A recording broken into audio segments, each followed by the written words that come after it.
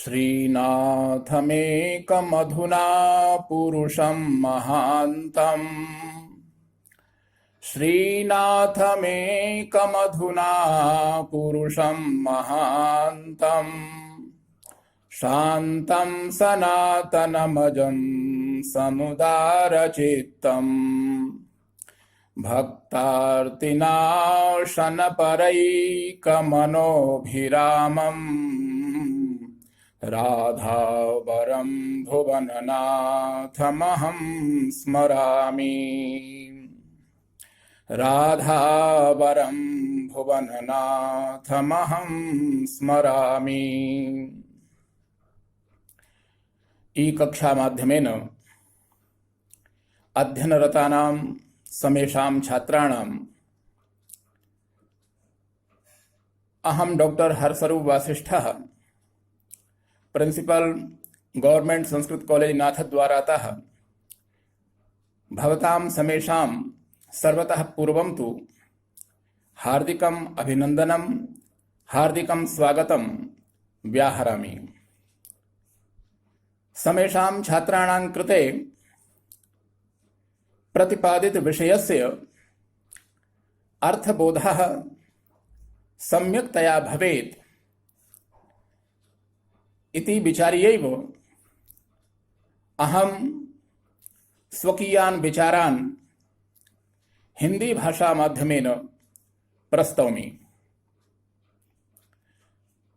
प्रिय छात्रों, आज हम शास्त्री तृतीय वर्ष का जो द्वितीय पत्र है उसमें संस्कृत वाङ्मय विषय के अंतर्गत मध्य सिद्धांत कौमुदी का जो समास प्रकरण है उस पर चर्चा करेंगे।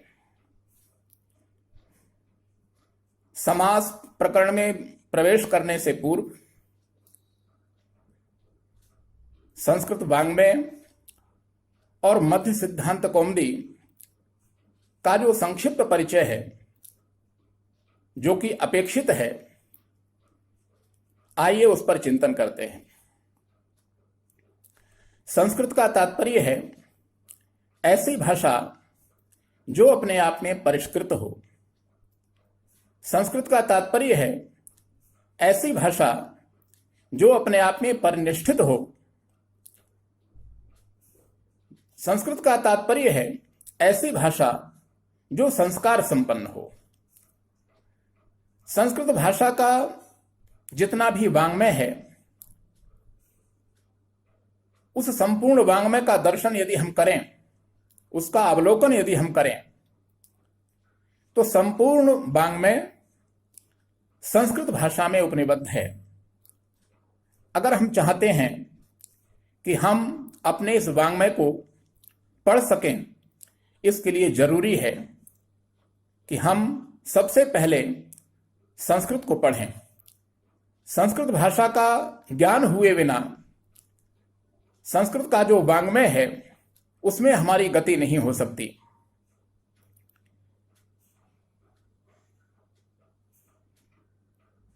संस्कृत वाङ्मय को समझने के लिए,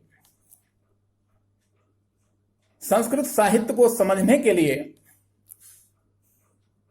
यह जरूरी है कि वेद के जो 6 अंग हमारे शास्त्रकारों ने प्रतिपादित किए, शिक्षा, कल्प, व्याकरण, निरुक्त, छंद और ज्योतिष,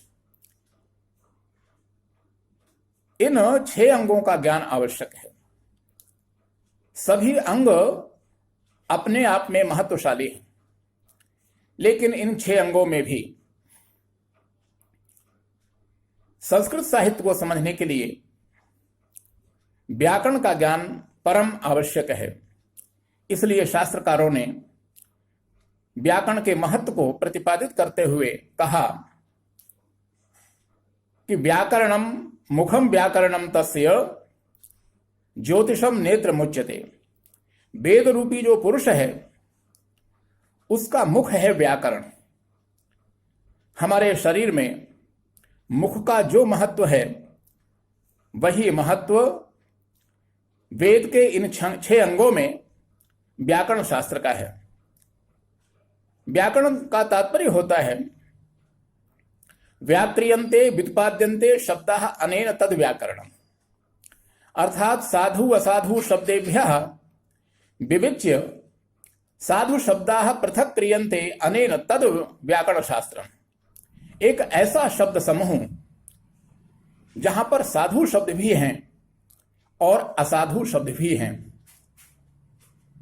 इमे शब्दाः साधवः एतेषां शब्दानां प्रयोगः भाषायां कर्तव्यम्, इमे शब्दाश्च असाधवः एतेषां शब्दानां प्रयोगः भाषायाम् अस्माभिः नैव कर्तव्यम् इत्याकारकं ज्ञानं येन शास्त्रेण भवति तच्छास्त्रं वर्तते व्याकरणशास्त्रम्।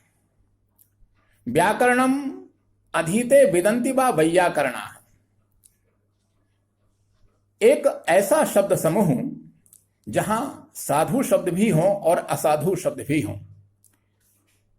ये शब्द साधु हैं, इनका भाषा में प्रयोग होना चाहिए, और ये शब्द असाधु हैं, इनका भाषा में प्रयोग नहीं होना चाहिए इत्याकारक ज्ञान जिस शास्त्र के द्वारा होता हो उस शास्त्र का नाम है व्याकरण शास्त्र। और उस व्याकरण शास्त्र को जो पढ़ते हैं अथवा पढ़ाते हैं वे सभी वैयाकरण कहलाते हैं। और वैयाकरणों के जो सिद्धांत हैं, वैयाकरणों के जो निर्णीत अर्थ हैं, उन सिद्धांतों का दिग्दर्शन कराने वाला जो ग्रंथ है उसका नाम है वैयाकरण सिद्धांत कौमुदी। कौ पृथिव्यां मोदते असौ कुमुदश्चंद्रः। कौमुदी कहते हैं चंद्रिका को। सायंकाल के समय आकाश मंडल में जब चंद्रिका उदित हो जाती है तब संसार का जितना भी अंधकार है वो समाप्त हो जाता है और घटपटादी जो पदार्थ हैं उनका दर्शन बहुत ही सुगमता के साथ हमें होने लगता है। इसी प्रकार ये कौमुदी रूपी जो चंद्रिका है, इसका ज्ञान हो जाने पर अज्ञान रूपी जो अंधकार है वो समाप्त हो जाता है और ज्ञान रूपी प्रकाश का संचार हमारे जीवन में हो जाता है। तो वैयाकरणों के जो सिद्धांत हैं उनका दिग्दर्शन कराने वाला जो ग्रंथ है उस ग्रंथ का नाम है वैयाकरण सिद्धांत कौमुदी। और इसके जो रचयिता हैं वो रहे श्री भट्टोजी दीक्षित। भट्टोजी दीक्षित के ही शिष्य हुए वरदराजाचार्य जी।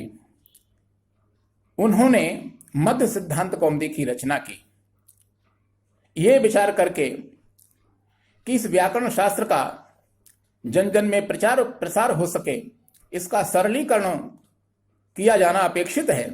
इस भावना से ओतप्रोत होकर के वरदराजाचार्य जी ने सिद्धांत कौमुदी के प्रत्येक प्रकरण से प्रमुख प्रमुख सूत्रों का संकलन करके मध्य सिद्धांत कौमुदी की रचना की। इस मध्य सिद्धांत कौमुदी का जो समास प्रकरण है आज हम उस पर चर्चा करेंगे। मध्य सिद्धांत कौमुदी को जब प्रारंभ किया वरदराजाचार्य जी ने, तो प्रारंभ में संज्ञा प्रकरण के प्रारंभ में यद्यपि उनके द्वारा मंगलाचरण किया जा चुका है, क्योंकि मंगलाचरण की जो हमारी परंपरा है वो ये बहुत प्राचीन परंपरा है हमारी भारतीय संस्कृति की। मंगलादीनी मंगल मध्यानि मंगलांतानि च शास्त्राणि प्रथन्ते।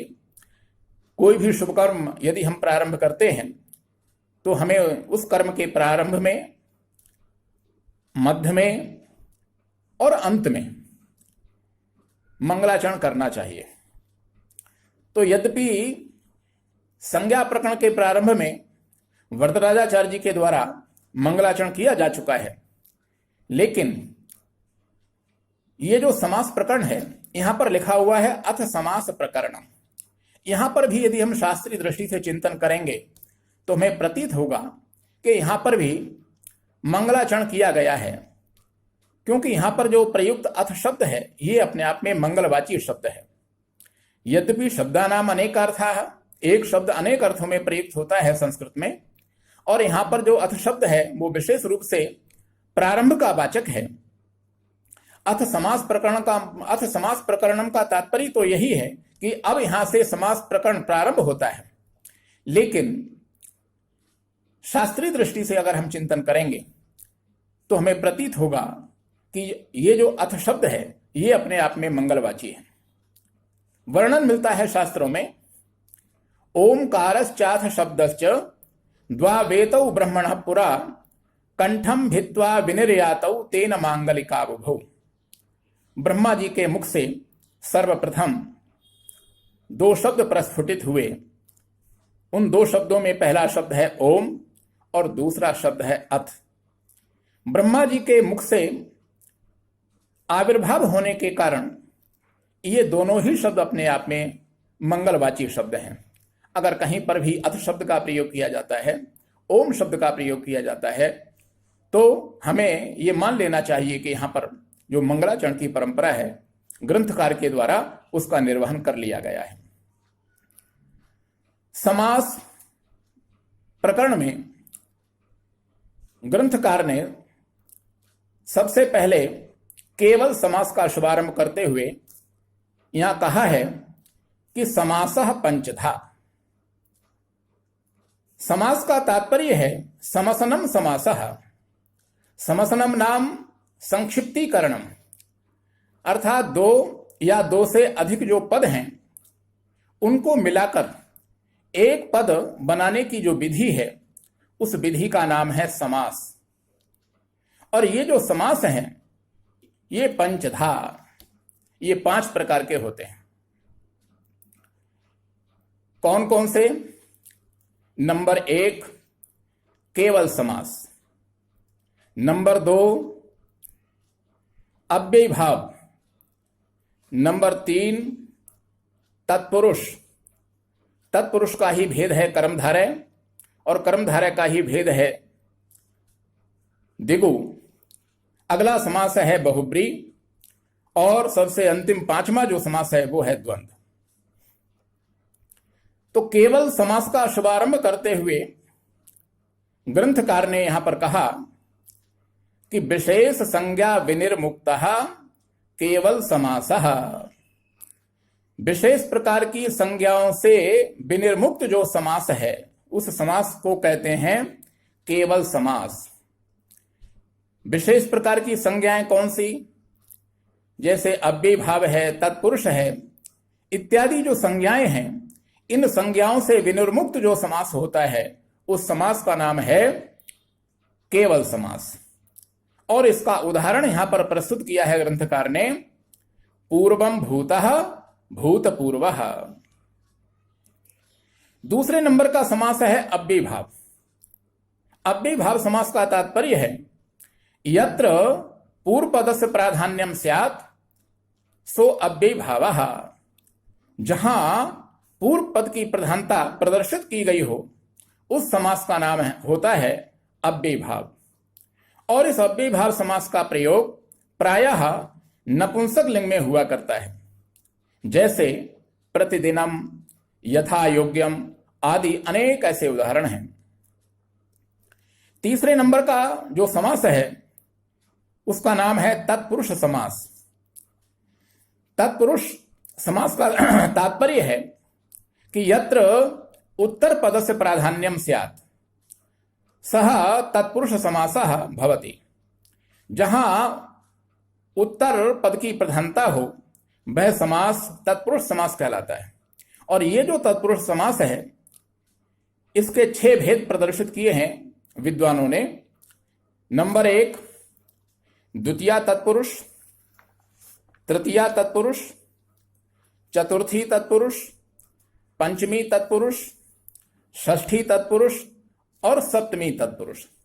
इस प्रकार द्वितीया तत्पुरुष से लेकर के और सप्तमी तत्पुरुष तक ये 6 भेद तत्पुरुष समास के प्रतिपादित किए हैं विद्वानों ने। द्वितीया तत्पुरुष के जो उदाहरण हैं वो किस प्रकार के हो सकते हैं? जैसे गजम आरूढ़ः गजारूढ़ः, शरणम आगतः शरणागतः, कृष्णम श्रितः कृष्णाश्रितः। इस प्रकार के जो उदाहरण हैं जहां विग्रह में पूर्व पद द्वितीयांत होता है वो समास तत्पुरुष समास कहलाता है। इसी प्रकार तृतीया तत्पुरुष के जो उदाहरण हैं उनमें पूर्व पद में तृतीया विभक्ति का दर्शन करने को मिलेगा। जैसे धनेन हीनः धनहीनः, गुरुणा सदृशः गुरु सदृशः, नखैर्भिन्नः नख भिन्नः। ये उदाहरण तृतीया तत्पुरुष के कहे जा सकते हैं। चतुर्थी तत्पुरुष के रूप में जो उदाहरण हैं वो हो सकते हैं नंबर 1 गोभ्या सुखम गो सुखम, यूपाय दारु यूप दारु, गुरवे दक्षिणा गुरु दक्षिणा आदि। पंचमी तत्पुरुष के जो उदाहरण हैं उनमें चौरात भयम चौर भयम, बंधनात् मुक्तः बंधन मुक्तः, आकाशात् पतितः आकाश पतितः।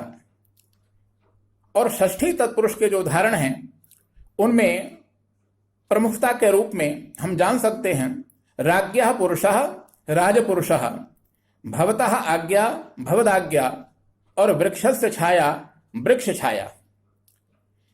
ये उदाहरण हुए षष्ठी तत्पुरुष के। सप्तमी तत्पुरुष में नरेषु उत्तमः नरोत्तमः, अक्षेषु शौंडः अक्षशौंडः, रणे कुशलः रणकुशलः इत्यादि जो उदाहरण हैं ये सप्तमी तत्पुरुष के माने जा सकते हैं। जैसा कि मैंने पूर्व में कहा कि तत्पुरुष का जो भेद है वही कर्मधारय कहलाता है। इसलिए कर्मधारय समास का जो उदाहरण है उसका उदाहरण है नीलम च तत् उत्पलम इति नीलोत्पलम। और कर्मधारय का जो भेद है वही दिगु कहलाता है। और दिगु समास में जो पूर्व पद होता है वो संख्यावाचक होता है। जैसे त्रयाणाम लोकानाम समाहारः इति त्रिलोकी। इसके बाद में अगला समास आता है बहुब्रीहि समास। बहुब्रीहि समास के विषय में कहा गया है कि अन्य पदार्थ प्रधानो बहुब्रीहि, अर्थात जहां पर ना तो पूर्व पद की प्रधानता हो न उत्तर पद की प्रधानता हो, अपितु ये दोनों पद मिलकर के किसी तीसरे अन्य का बोध कराएं, उस समास का नाम है बहुब्रीहि समास। जैसे पीतानि अंबराणि यस्य सह पीतांबरः।